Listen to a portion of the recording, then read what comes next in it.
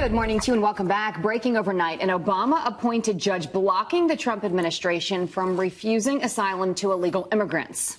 Well, this as hundreds of residents of Tijuana, Mexico, are protesting what they are calling an invasion by this caravan. Ashley Hayek is a Republican strategist and lives in San Diego. She joins us now. Ashley, what do you see happening from this?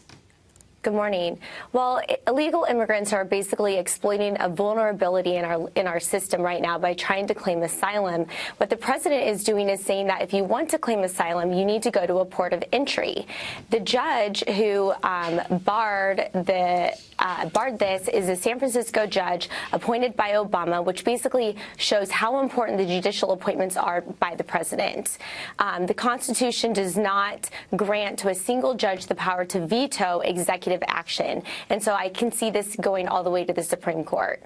And if it does, the president may get a break now. But it is interesting how, I mean, you look at how this judge ruled on this, ignoring the fact that these asylum seekers traveled over 1,000 miles through an asylum country to get to the United States, then enter illegally. How does this not get reversed when it gets to the Supreme Court?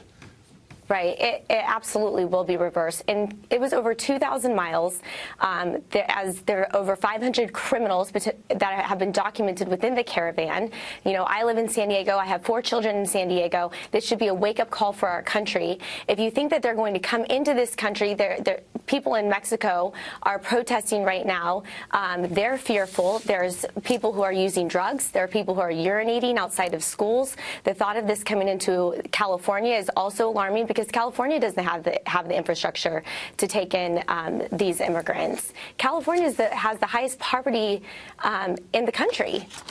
Ashley, I wonder if this is going to spark more violence, I mean, which is something that nobody wants at this point. But, you know, you look at residents of Tijuana saying, we're afraid we don't want all these people here because it's a lot of people. And then if they're at the border, you know, it's a lot of people that we're talking about. And if you look at some of the caravan facts, 500 criminals, mostly adult men, that's what we're being told.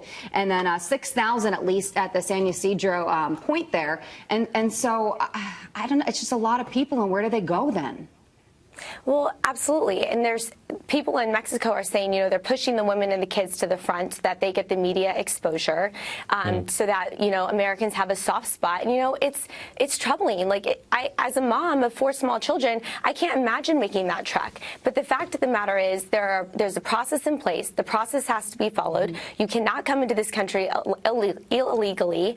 We're going to see a crime problem. We're going to see a drug problem.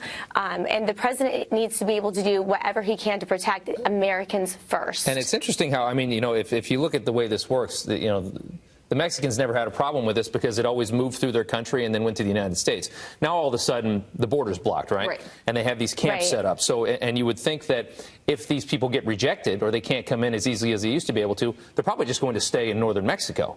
And that then threatens their livelihood, because then it's their jobs that they're worried about there, because there's, you know, it's not a booming economy in Mexico like it is in the United States, not nearly to the extent.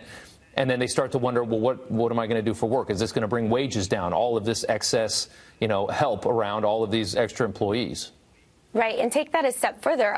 If the border is shut down, a lot of folks live in Tijuana and they cross and they work in the United States. And when they have to shut down that port of entry, they're not able to go across to work, and that's affecting both America and Tijuana's economy and our cross-border commerce.